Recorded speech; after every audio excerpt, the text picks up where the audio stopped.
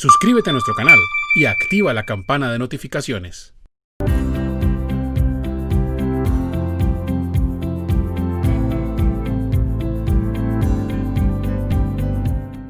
Es cierto que el empleador se encuentra obligado a pagar a la EPS o a la ARL una parte de los tratamientos médicos derivados de una situación de acoso laboral. ¿Qué ocurre en este caso si el trabajador pasa su carta de renuncia? Bueno, recordemos que el acoso laboral, ¿sí? Está reglamentado en la ley 1010 del 2006. En esa ley ustedes van a encontrar todo lo que esté relacionado con el acoso laboral, desde el concepto de qué es un acoso laboral, el concepto de lo que no se considera acoso laboral y las sanciones y procedimientos que se van a dar si ocurre una situación de acoso laboral, ¿sí? Las conductas que se consideran como acoso laboral están establecidas en el artículo 2, en el 3 y en el 7 de la ley 1010 del 2006. Hay un ejemplo de esos actos que se constituyen como acoso laboral es el maltrato laboral, es la persecución laboral, refiriéndonos pues que la persona le están dando de forma reiterada una serie de órdenes que son arbitrarias y que no corresponden a lo que la persona realiza, o cuando hay una discriminación laboral en donde se prefiere a uno o a otro, teniendo en cuenta la raza, el color de piel o cualquier situación de diferenciación. El entorpecimiento laboral, bueno, hay muchas otras causales que las van a encontrar en el artículo 2, 3 y 7 de esa ley 1010. En el artículo 8 encontramos las causales o actos que no son considerados actos de acoso laboral, ¿sí? No todo regaño, no toda situación en el empleo da para acoso laboral. Por eso es que en ese artículo 8 se intenta como aclarar eso, ¿sí? Y dentro de esas situaciones que marca como que no son acoso laboral, se encuentra, por ejemplo, que el empleador le dé órdenes, le dé llamados de atención por temas disciplinarios, ¿sí? Que sean completamente justificados. Cuando, por ejemplo, el empleador le exige al trabajador cumplir con sus funciones de forma adecuada, ¿sí? Y hay otras más que están en ese artículo 8.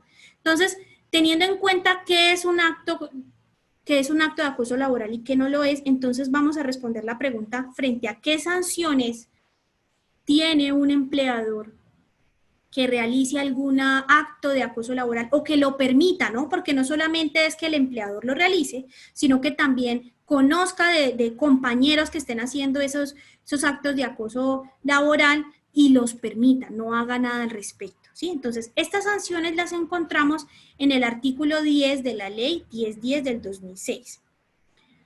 Una de esas sanciones es que si ese trabajador, digamos que como resultado de ese acoso laboral, presenta la renuncia o abandona su cargo, pues debido a que no resistió más todo ese acoso laboral, a pesar de que fue él quien dejó el trabajo, quien presentó la renuncia, ¿sí? Si demuestra que fue por un acoso laboral, esa situación será enmarcada como un despido injustificado, ¿sí? Y por lo tanto, ese trabajador tendrá el derecho a reclamar una indemnización por despido injustificado que está establecida en el artículo 64 del Código Sustantivo del Trabajo. Otra sanción que tiene este empleador es que le pueden establecer una multa, ¿sí? Que va entre los 2 y los 10 salarios mínimos. Esa multa la puede imponer el Ministerio del Trabajo, ¿sí? Bien sea porque él realizó el acto o porque él toleró que otra persona realizara ese acto en la empresa, ¿sí?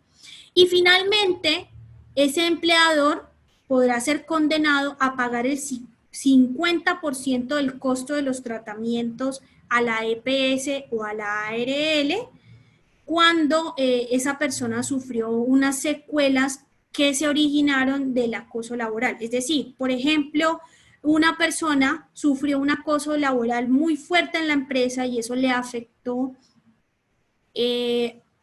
alguna, le dio alguna enfermedad mental, ¿sí? Y esa persona, pues debido a esa enfermedad mental, tuvo que someterse a muchos tratamientos médicos, quirúrgicos y demás, ¿sí?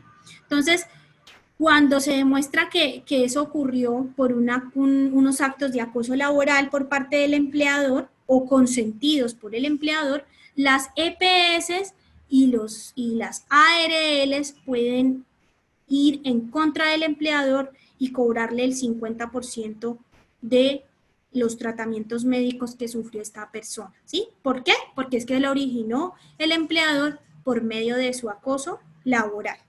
Entonces, respondiendo a la pregunta de si es cierto que ese empleador debe pagar un dinero a la EPS y a la ARL cuando esa situación de enfermedad se originó por un acto de acoso laboral, la respuesta es sí, y ese corresponde al 50% de los trámites de salud que hayan, digamos, otorgado la EPS o la ARL.